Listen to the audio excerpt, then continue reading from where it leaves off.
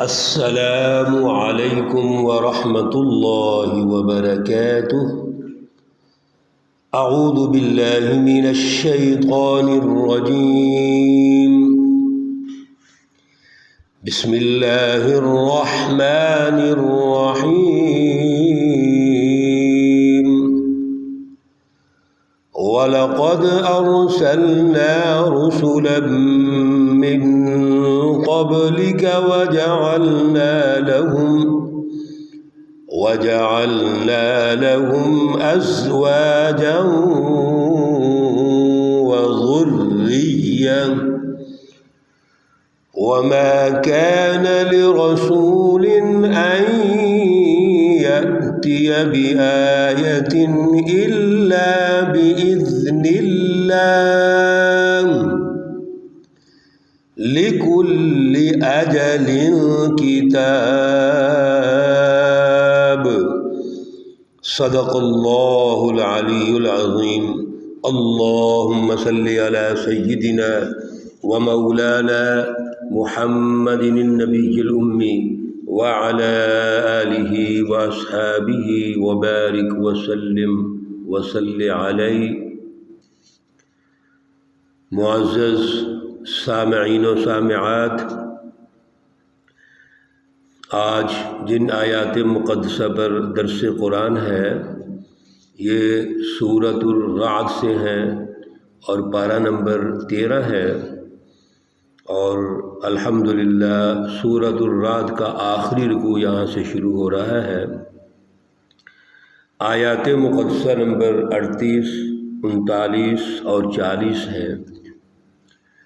اللہ رب العزت ان آیات کا فہم، ان کا شعور، ان کا اعلیٰ نظریہ ہمیں عطا فرمائے، اور پھر ان کے مطابق عمل کی توفیق اور صلاحیت عطا فرمائے۔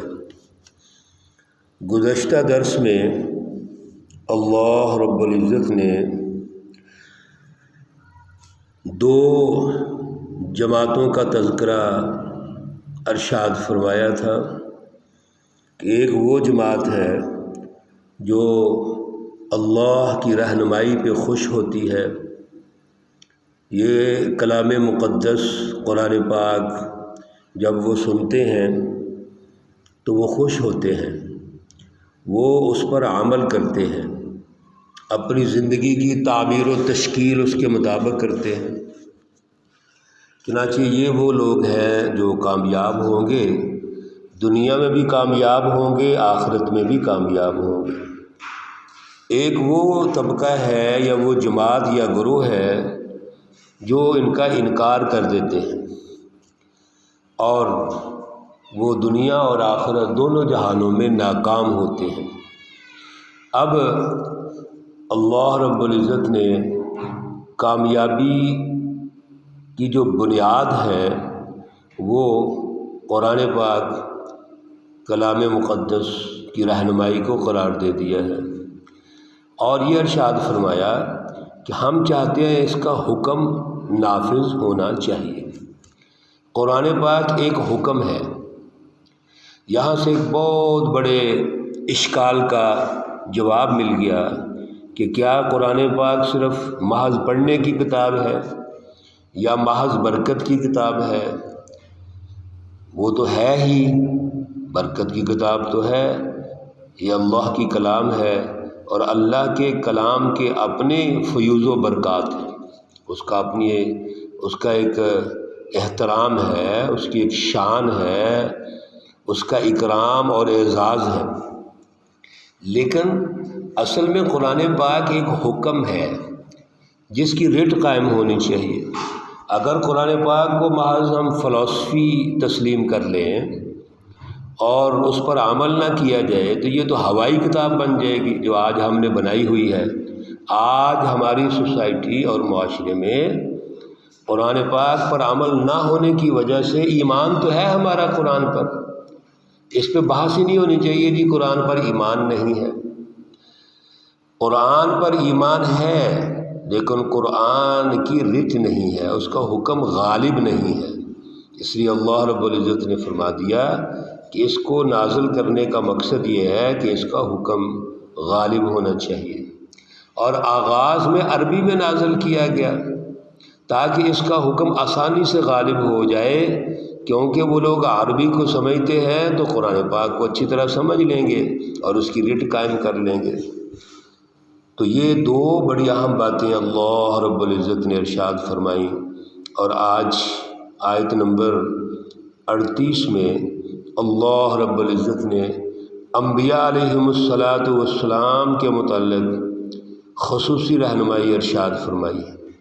پہلی بات تو یہ ہے کہ وَلَقَدْ أَرْسَلْنَا رُسُلًا مِّن قَبْلِكَ، جتنے بھی اللہ کے رسول آپ سے پہلے نازل ہوئے، آپ سے پہلے تشریف لائے، وَجَعَلْنَا لَهُمْ أَزْوَاجًا وَذُرِّيَّةً، آپ صلی اللہ علیہ وسلم خود ہوں یا آپ صلی اللہ علیہ وسلم سے پہلے اللہ کے نبی ہوں، سارے اللہ کے جو نبی ہیں وہ جس سوسائٹی میں رہتے ہیں وہاں وہ شادیاں بھی کرتے ہیں، ان کی اولاد بھی ہوتی ہے، ان کی ایک فیملی ہوتی ہے باقاعدہ، اور پھر وہ معاشرے کا حصہ ہوتے ہیں۔ یہاں سے اللہ رب العزت نے جو ہمیں رہنمائی ارشاد فرما دی وہ حضرت آدم علیہ السلام سے لے کر حضور نبی اکرم صلی اللہ علیہ وسلم تک تقریباً 1,24,000 اللہ کے جو نبی تشریف لائے ہیں، رسول تشریف لائے ہیں، ان کے حوالے سے رہنمائی دے دی کہ وہ کس نسل سے تھے، وہ کس ماحول سے تھے۔ تو سب سے پہلے تو وہ مرد تھے، انسان تھے، مرد تھے، اور اسی معاشرے کا حصہ ہوتے تھے۔ ان کی پیدائش کا عمل بھی اسی طرح ہے جیسے باقی لوگوں کا ہے، اور پھر اسی معاشرے میں ان کا بچپن گزرتا ہے، لڑکپن گزرتا ہے، جوانی گزرتی ہے، اور سارا ان کا جو عمل ہے نشو و نما کا اسی معاشرے میں ہوتا ہے۔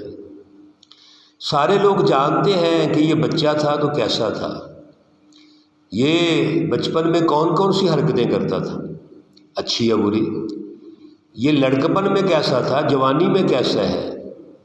اسی لیے اللہ رب العزت نے قرآن پاک میں ایک دوسری جگہ بھی ارشاد فرما دیا کہ جو بھی لیڈر ہوتا ہے، لیڈر، قائد، وہ قوم کے اندر سے ہونا چاہیے۔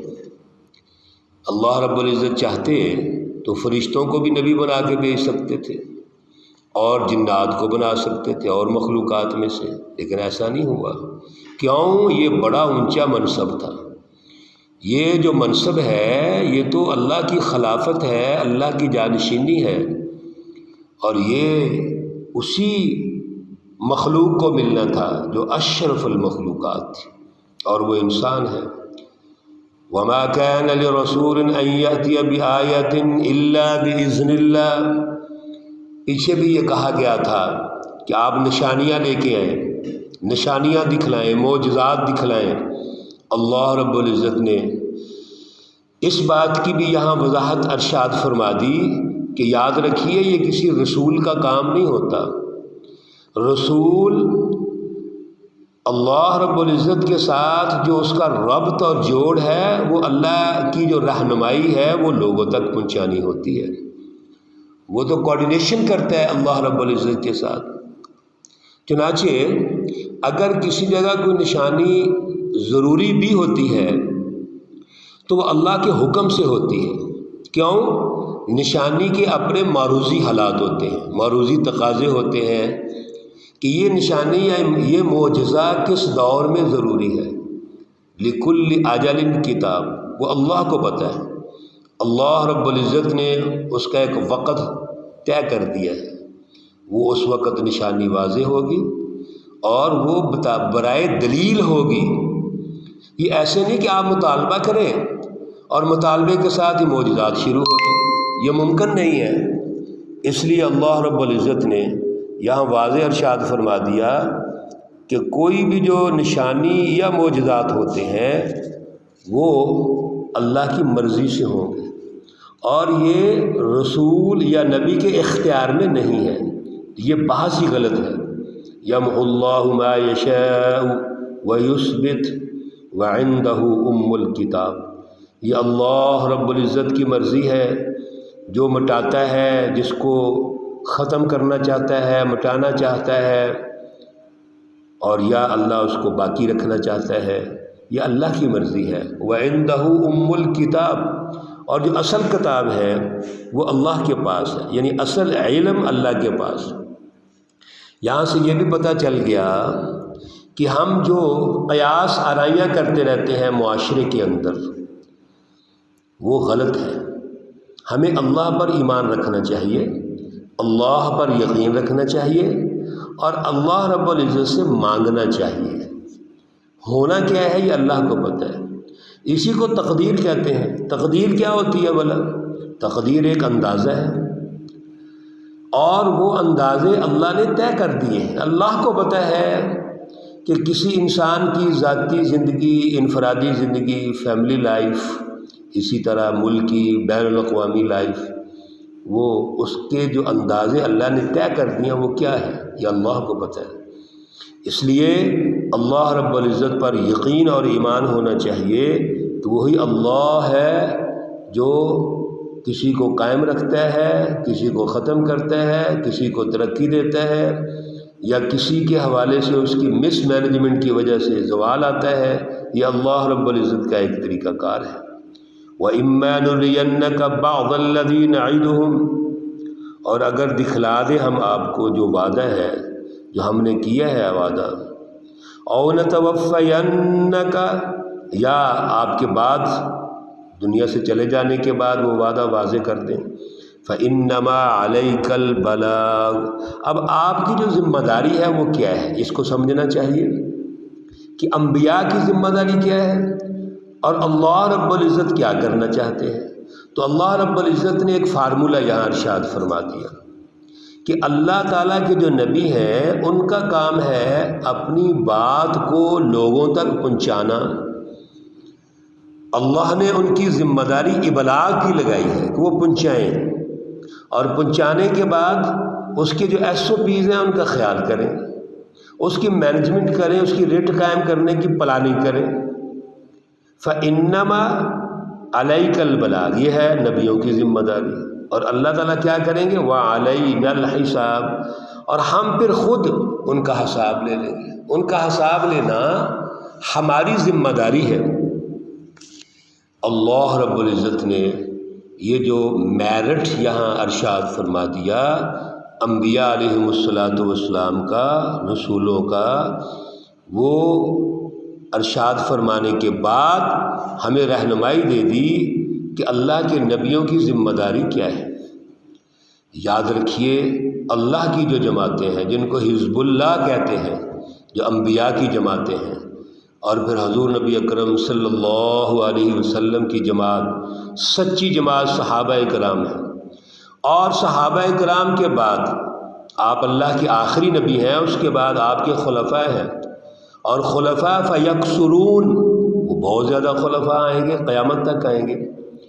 یہ جتنی بھی اللہ کی جماعتیں ہیں ان کے دو کام ہیں، اللہ کی رہنمائی کو انسانوں تک پہنچانا، اللہ کی پہچان پیدا کرنا، اور اس رہنمائی کے مطابق سوسائٹی میں مینجمنٹ کرنا، اللہ رب العزت کی اس رہنمائی کی ریٹ قائم کرنا، اور اگر دشمن مقابلے میں آتا ہے تو پھر اس سے جنگ ہوگی، جہاد ہوگا، اس کو شکست دینی پڑے گی۔ یہ اللہ رب العزت کی سچی رہنمائی ہے جس کو غالب کرنا ضروری ہوتا ہے۔ اللہ رب العزت ہمیں عمل کی توفیق اور صلاحیت عطا فرمائے۔ اللہ رب العزت تمام مرحومین و مرحومات کو جنت الفردوس میں اعلیٰ مقام عطا فرمائے۔ اللہ رب العزت تمام بیماروں کو شفائے کاملہ عاجلہ مستمرہ عطا فرمائے۔ ربنا تقبل منا انك انت السميع العليم وتب علينا انك انت التواب الرحيم وصلى الله تعالى على النبي الأمي محمد وعلى آله واصحابه اجمعين برحمتک یا ارحم الراحمین۔ السلام علیکم ورحمۃ اللہ وبرکاتہ۔